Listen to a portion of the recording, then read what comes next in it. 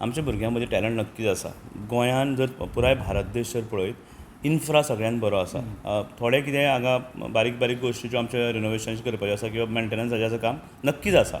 थोडें मेंटेनन्स आमचें काम ना म्हणचो ना, कांय गोश्टी मेंटेनन्स, आनी तो फोकस आमी ह्या वर्सा दवरला की एटलिस्ट 20% ऑफ द बजेट जें आमचें आसा स्पोर्ट्स इन्फ्रा वयलें तें मेंटेनन्सार वचपाक जाय. नवीन प्रोजेक्ट घेवंकूच जाय, कांय हरकत ना, बट नवीन प्रोजेक्ट घेता आसतना मेंटेनन्सूय तितलोच म्हत्वाचो आसा. सो स्पोर्ट्स इन्फ्रा खरेंच बरो आसा. हाज्याच दृश्टिकोनांतल्यान आमी खेलो गोवा सेंटर्स सुरू केले. पुराय 12 तालुक्यान 12 सेंटर्स आसा. थंय आमचे 3 डिसिप्लिनी चलतात, ऑलरेडी चालू आसा, कॅम्प चालू आसात. जे तुमी कॅम्प म्हटले समर कॅम्प किंवा 30 भुरगीं बॉयज गर्ल्स ती खेळटात थंय वेगवेगळ्या डिसिप्लिनांनी. ताचे पलीकडून तुमी असं पळयशात स्विमींग कॅम्प चालू, लर्न टू स्विम. हातूंत फोंड्या सुद्दां पळयत किंवा कांपाल पळयत इतलीं भुरगीं ह्या समर कॅम्पान येतात स्विमिंगान म्हणात, किंवा आमच्यो ज्यो RCC चलतात रेगुलर कोचिंग क्लासीस थंय रेगुलरली चालूच आसात. सो पुराय गोंयभर ह्यो कोचिंग म्हण किंवा कॅम्प हे चालू आसात.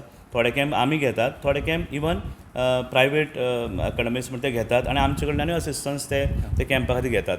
सो मेन फोकस जो आसा येणाऱ्या दिसांनी की आसा तें इन्फ्रा मेंटेन करप, भुरग्यांक जाता तितलें प्रमोट करप वेगळे वेगळे हितूंतल्यान.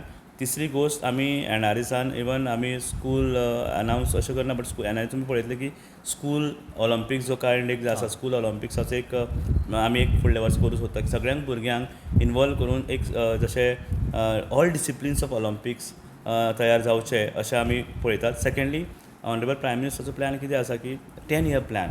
36 ऑलिंपिक्स जर आमी होस्ट करतात जाल्यार प्रत्येक नेशनान कितें केलां की आपूण तयारी करचे पयलीं 10 वर्साचो प्लॅन रिलीज केलो. So we are also going with 10 year plan. Ministry is coming up government of India.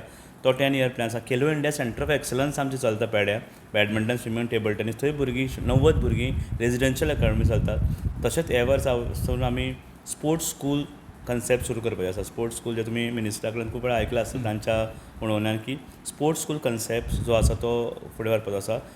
आमचे 108 कोचीस आसात. ते पावसाच्या वेळार खुबश्यो गोश्टी तांच्यो आउटफील्ड नासतात. सो ह्या वेळार तांचो कसो युटिलायझेशन करप, स्कुलांक जर तांकां गरज आसा थंय वचून तांचे ट्रेनींग कॅम्प्स घेवप, हें कन्सेप्ट आसा. आनी प्राधान्य आसतलें एथलीट्स आनी तांचें प्रमोशन. स्पोर्ट्स प्रमोट करपाक आमकां खूब काम करपाक जाय आनी तें काम चालू आसा. 24 एप्रिलाच्यान गोवा इज 21 एप्रिलाच्यान गोवा इज होस्टींग SGFI बीच व्हॉलीबॉल मिरामार हांगा जावपाचें आसा. सो अशे इव्हेंट्स करून वेगळे वेगळे प्लॅटफॉर्म लोकांक दिवपाचो आमचो यत्न आसा.